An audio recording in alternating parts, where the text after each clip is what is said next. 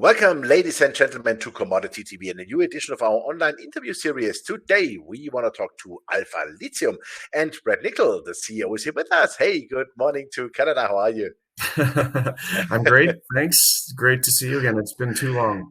Yeah, absolutely. That's why I thought we really have to take the chance to grab you before you are off to Argentina or wherever you are going, because it was a little bit quiet since your last news release, where you had to cancel, of course, with Uranium One the deal. So I wanted to take the chance here now to talk with you. What's going on with the company? You bought more land. Lots, I would think, is going on behind the scenes. I think also the drills have turned or are still turning. So please give us a short update. Yeah, even though we've been, I'll say, a bit quiet in the market or in the press releases, certainly, like you mentioned, Joachim, the company has been very busy in the background. In terms of drilling, I think our last news release announced that we had 4 rigs running, and the 4 rigs are, I'll say, almost complete or effectively complete. We have finished the wells. We have sent samples off for testing, and we expect to receive some results of those samples back very, very soon in the next few weeks. So we should have some, I think, fantastic news there. We'll see how the samples come back, but very excited about that. The other thing that we've had going on, we have other things happening all the time as well. Operationally, like you did mention at the beginning, that we did acquire some land. We're two things. We're working on having some more land come into the company, and that's always I'll say a big deal. It's not something that's simple and easy and quick to do. So working very diligently at adding even more, and in this market environment, it's extremely difficult, I think, is an understatement. So very, very exciting news, I think, coming up there. And then in terms of the land that we did acquire, the slowest process right now in Argentina, it's very difficult to get drilling licenses. So we applied months ago for drilling licenses in Hombre Muerto on our new property, and we still haven't got those licenses back yet. So we expect to see something relatively soon. We have a great relationship with the Minister of Mining and with the appropriate authorities, and they trust us. They know our company extremely well. We get a lot of attention from them, and so, yeah, it's just a bit of a waiting game there at the moment, and we hope to move those rigs over to Hombre Muerto and keep them working. Okay, super. So that means news flow is coming up the next weeks, months, let's call it like this. We know it always takes time with samples, and sometimes it's a bit of a lottery time-wise, I would say, yeah. And yes. I mean, you know what you have already. You have already fantastic property, that is for sure.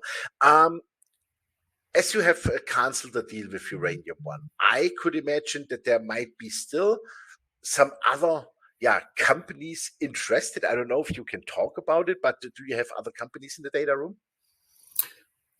Yeah, there are certain things I can say. I have to be a little bit careful because we don't have anything definitive from any companies at the moment. But I will tell you that it has been overwhelming, the response that we have received, the inbound unsolicited offers of interest. So it was great because the data room was already in existence. It was fully filled, I guess, with files from the Uranium One deal. And we've been able to, there are a lot of companies. It's actually getting to be a little bit onerous because there is so much interest. And like I say, it's inbound. We have not marketed the property. We have not struck even an independent committee of the board. We have not hired advisors to go and solicit interest. It is all completely inbound. It's several companies well into the double digits that have expressed interest. So we are going down those paths. We have narrowed some of the interest down. Like I said, I have to be careful, but I think shareholders should be very, very happy when we get to the finish line, and we will keep them appropriately informed as we get further into these processes. But I'll tell you, I'm very excited, and it's mind blowing how much interest there has been without even Uh-huh. us lifting a finger. You know, it's Super. incredible, but it's demonstrative of the time that we're in this industry. Um, you know, I hope I'll maybe jump in a little bit because I'm sure you're going to ask, but the industry right now is on fire, and Goldman Sachs, I think, wrote kind of a funny article, and you know, they said that they expected to see the prices of lithium come off, but Hmm. uh, they're clearly not in the industry. They're just observing the industry, and there's some Hmm. smart people over there. I have a lot of friends at Goldman, but they they've missed the boat on this one. Mr. Lithium, Joe Lowry had he tweeted out that they were going to look silly, that their exaggerated claims were going to make them look silly because it's simple supply and demand. And Joe, Absolutely. I'm sure your readers listen to Joe Lowry and his podcast. He's the Hmm. most informed lithium expert in the world. You Hmm. know, no offense to Goldman Sachs there, but Hmm. yeah, Joe, I trust him. David Guerrero, our president of operations in Argentina, was just interviewed by Joe. I want to say Hmm. less than 2 weeks ago. So, Hmm. you know, Joe's I'll say he's very informed of what we're doing. He typically doesn't talk a lot about the juniors, but he had a Hmm. fantastic conversation with David, and they talked about the state of the industry and how things are going in Argentina, and you know, it's a good interview. So your viewers should listen to that too, but they should Okay, definitely. super. Yeah, yeah, that's great. I will put it up on YouTube, definitely. Then also, no, I mean, you mentioned Goldman Sachs. That's really funny because they were calling on lithium, nickel, and cobalt. They expect falling prices, and I thought, guys, are you still driving combustion engines and don't watch what's going on the roads? I mean, even here in Switzerland, we are a small country, but EVs are going through the roof and also hybrids. And I saw in your presentation that I found that really interesting with supply and demand. I mean, for this year, like 350,000 tons of LCE. By 2025, a million tons of LCE. From where shall that come? I mean, I think that those mines have to be developed now, right? Well, and that's the reality of the situation Yeah, is this isn't oil and gas. In oil and yeah. gas, you drill, and within a few days or weeks, maybe you have production and you have Hmm. revenue and you Hmm. have supply. You bring supply onto the market. In the mining industry, whether it's hard rock with spodumene or whether it's with lithium brine, like what we have in Argentina, Hmm. you drill your wells, you do some years of study and of work, because the the cost of getting that find or that resource into production is hundreds of millions of dollars versus, say, oil and gas. That cost is Hmm. in tens of thousands of dollars. It's Hmm. such a different scale. So the money and therefore the time it takes to get an oil and gas well or something into production is Hmm. nothing compared to what it is for a mine. I mean, to bring a mine into production, a lithium brine mine into production, I could throw out some numbers: 4, 5, $600 million, and you don't raise that without some serious engineering work and just some Hmm. engineering study on the resource to make sure it's there. Now Hmm. we are also undertaking. We're just going to start down the road of doing a resource estimate. Hmm. I'm not sure how that's going to work out. If it's because we've always said we don't need one. We know that Hmm. we have a resource there. We know the quality of the lithium that we've had. We press released it. It's like 350 milligrams per liter. The quality, I mean, there are no impurities. It's just like Hmm. Hombre Muerto lithium, but a lower lithium concentration. But the purity, Hmm. the lack of impurities is fantastic. So we know we're going into production. And in fact, that's one of the other things that we're Hmm. working on. We're just getting started with the actual engineering work. I'll call it a pre-engineering Hmm. study which you would do before you do a feasibility study. We're looking at a 20,000 to 40,000 ton per year plant, and that's obviously down the road. And obviously, if some of this near-term interest that we have in the company works out, then we would have that fully funded, just like we did with the Uranium One deal. Hmm. It was unfortunate what happened with Russia, and we Hmm. had no choice but to cancel Hmm. the deal. And Yeah. it was a great deal for shareholders. But I'm very pleased that I think we're going to actually end up in better shape. Okay, super. So that means also that you need some money, of course, to do that all. What is the cash situation today with the company? Well, we've got Approximately. we've got over $40 million in the bank. Okay, super. We have tons of support. Now we have a fantastic institutional shareholder base. They want to see us put that money to work, and that would have gone to work had we done the Uranium One deal solely in Hombre Muerto, and now we're just redirecting those funds, and we're going to finish off some work in Tolillar. That's what we've been working on, honestly, since before the Uranium One deal. We had to cancel it, so we're making great progress in the field and putting those funds to work because we've got the funds. We're in a very fortunate situation, very different than a lot of other juniors. So we're doing all the right things, I guess, is the way to say it. Yeah, and I found it also interesting on one of your maps. We see from whom you are surrounded. Like, I mean, that's Alchem, Livent, POSCO is very big. Yeah, LSC, well, that's sold. Millennial was sold, but I think POSCO is the biggest fish in the pond.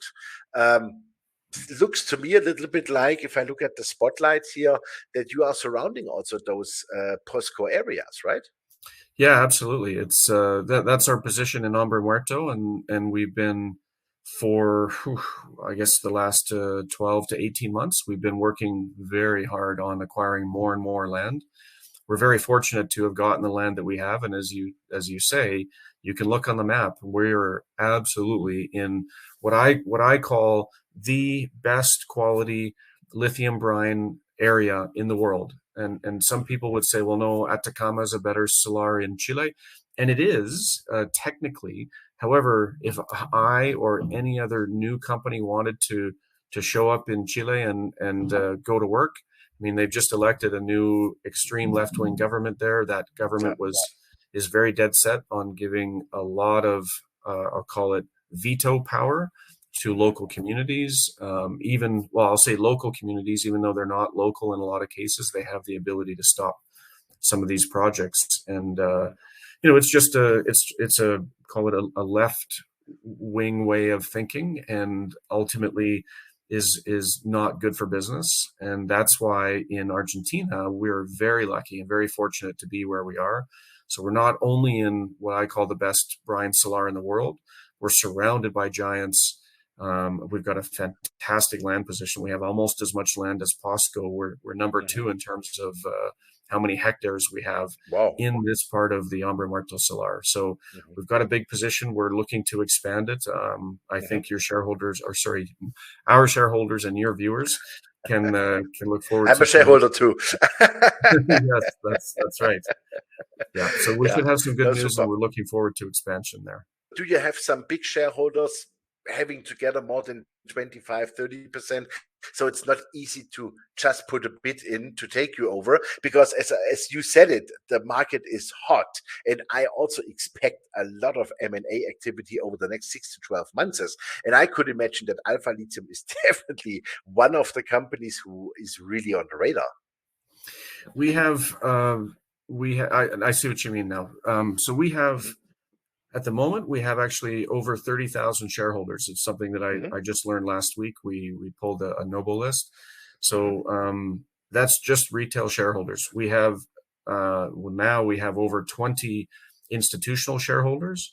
They are incredibly supportive of the companies or of the company, and I will meet with a lot of those companies at PDAC, which is coming up very soon. So looking forward to that. But ultimately, we have an incredibly supportive shareholder base.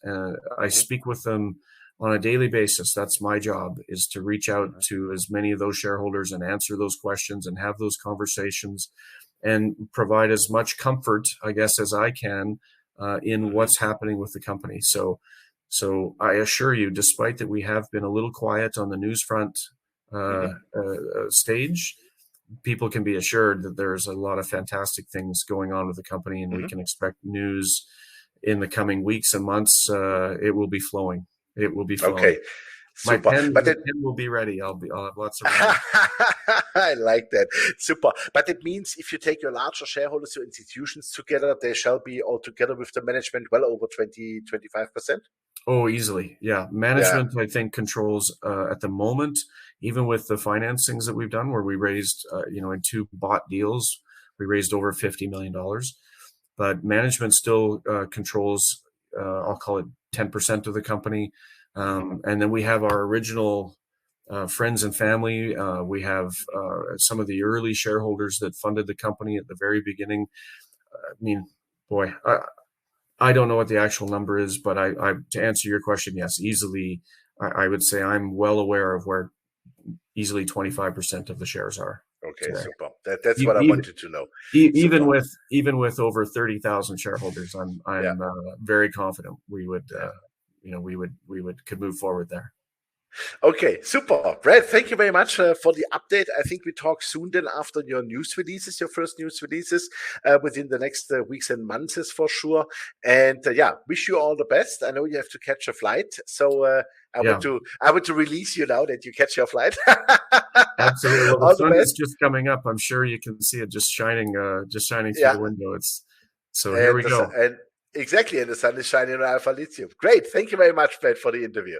Thank Super. you, Joachim. Thank you. Yeah, ladies and gentlemen, that was Brad Nichol, the CEO of Alpha Lithium. And as the sun is shining now through his window, so also the sun is shining on Alpha Lithium. I'm a shareholder of the company and I'm really happy on it because we see the lithium market super hot, and that Goldman Sachs does not see it is for me the best contrarian indicator we can have, because the guys want to get into the market cheaper.